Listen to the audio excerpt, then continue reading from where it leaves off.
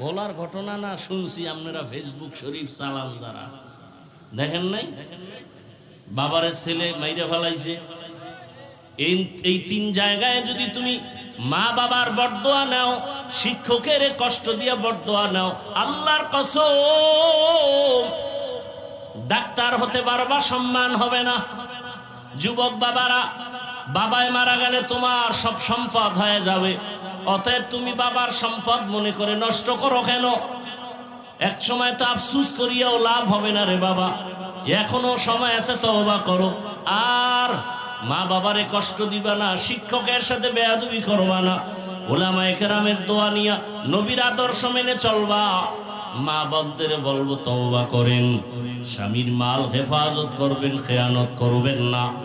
আল্লাহর কাছে জবাবদিহিতার কাঠগড়ায় দাঁড়াবার ভয় নামাজ ছাড়বেন না, মোবাইলে সময় নষ্ট করবেন না। অথচ আপনিও মুসলমান, আমিও মুসলমান, আপনার আল্লাহ আমার আল্লাহ এক না দুই?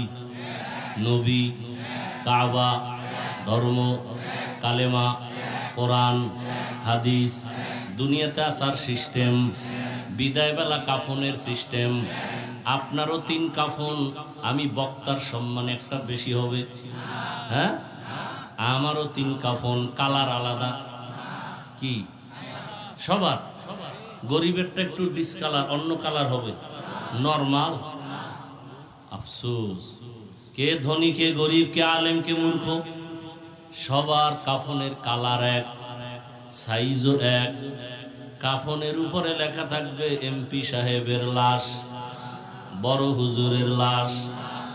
শেষ বাহাদুরি, কবরে যাওয়ার আগেই শেষ।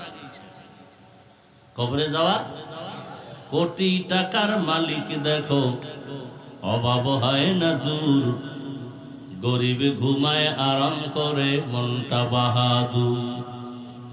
ফেরাউনের লাশটা দেখো মিশর জাদু ঘরে, খায় না মাটি, পোকা মাছি সবাই ঘৃণা করে।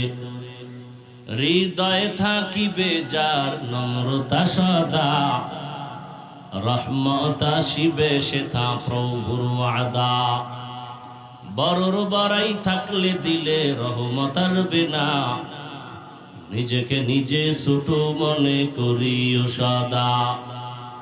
উঁচু জমিন থেকে পানি নিচু জমিনে যায়, তেমনি খোদার রহমত আসে নম্রতার হৃদয়।